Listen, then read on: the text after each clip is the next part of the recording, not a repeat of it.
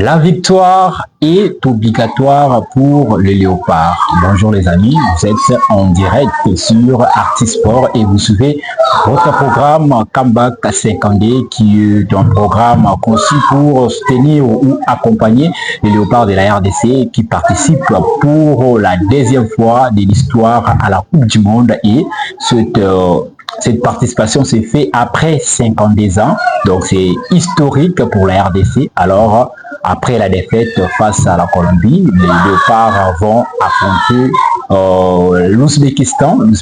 Alors, la victoire est impérative pour les léopards pour espérer à une qualification. Alors, continuez de vous abonner à notre page. Nous sommes là pour parler des léopards et je ne serai pas seul.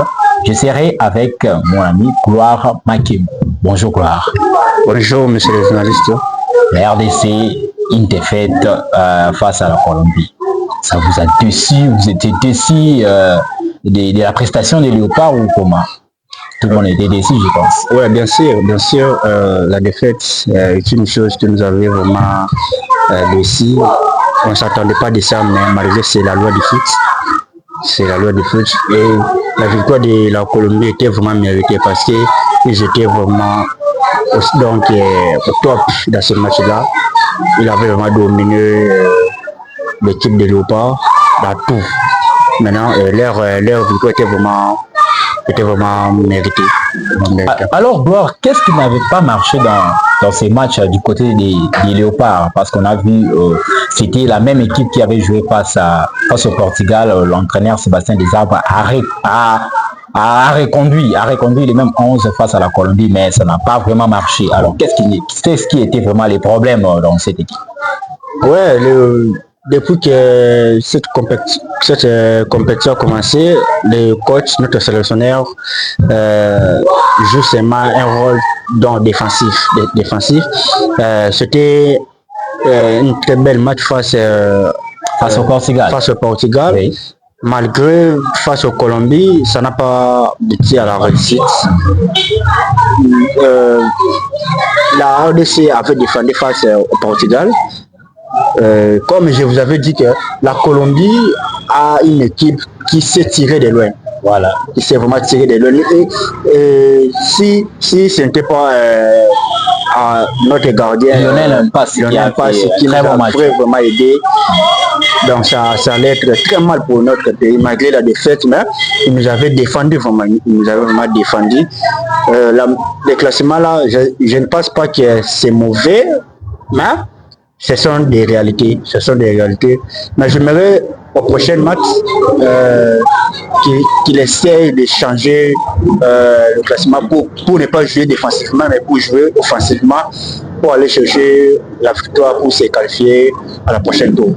Alors, pour aller chercher la victoire, Gloire Makimbo, je vous ai entendu que l'entraîneur doit reconduire les mêmes 11 pour vous. L'entraîneur doit reconduire les mêmes 11. Alors, les 11 qui est la composition qui est critiquée d'ailleurs, qui est critiquée actuellement. Beaucoup de Congolais critiquent l'absence de Sipenga, de Bongonda, donc des ailiers. Ouais. Des ailiers parce qu'il n'y a pas vraiment la présence des ailiers dans la composition proposée par Sébastien Desabre dans ces deux matchs. Alors, en vous écoutant, vous dites qu'on doit reconduire les mêmes 11. Donc, vous pensez que ce n'est pas la composition qui fait problème dans cette équipe? Non, je n'ai pas vraiment dit que ça serait, dans cette classement serait répétitif. J'ai pas dit ça, juste que j'ai dit le Sébastien Desabre joue seulement un rôle défensif. Maintenant, j'aimerais que dans le prochain match, qu'il joue un rôle offensif. Donc, c'est-à-dire quoi? De changer le classement. On a des attaquants qui peuvent changer le rythme du match. On a les attaquants qui sait créer des espaces pour permettre aux autres joueurs de marquer. Malheureusement, dans les deux matchs passés, on ne les a pas vus. Sur le terrain. Je ne sais pas qu'est-ce que... Bongonda, Sipenga, Meshakeli, donc leur course, donc leur façon de jouer. Donc, il pourrait porter quelque chose, comme a dit Cédric Bakambu. Lui-même d'abord, Cédric Bakambu a dit que on était faible, on était faible au défensif. Donc, offensivement. Donc, offensivement, on était faible, mais on essayerait d'améliorer offensivement pour prendre la victoire contre l'Ouzbékistan. Voilà. Alors, pour prendre la victoire face à l'Ouzbékistan, alors le match c'est déjà dimanche le 28 juin 2026. Ça sera sur le coup de 0h, je pense. 0h, heure de Kinshasa. Alors, c'est ça vraiment notre sujet du jour. Nous allons parler vraiment de l'Ouzbékistan. L'Ouzbékistan qui a perdu ses 2 premiers matchs. Alors, la RDC qui part favori dans ces matchs. Est-ce que les Léopards seront-ils capables de ramener la victoire face à l'Ouzbékistan? C'est ça notre sujet. Gloire Makengo. Voyez-vous les Léopards ramener la première victoire de la RDC en Coupe du Monde après les catastrophes en 1974? Tu penses que la RDC peut obtenir une victoire dans cette édition? Ouais, pourquoi pas, la victoire est vraiment certaine. La victoire est certaine. On n'a pas droit à l'erreur dans ce dernier match. On n'a pas droit à l'erreur. La RDC doit tout faire, doit vraiment tout apporter pour ramener la victoire, pour espérer à la prochaine tour qui est le 16e finale. Les 16e des finales. Le 16e des finales. Sébastien Desailly doit améliorer l'offensive. Donc les attaquants donc on a besoin que les attaquants marquent. On sait que l'équipe défend très bien. On sait que l'équipe on a une meilleure défense, parmi les meilleures défenses dans notre continent. Oui, de l'Afrique. On est parmi. Là, on a aussi besoin que les attaquants puissent apporter quelque chose dans ces matchs-là pour espérer à la qualification.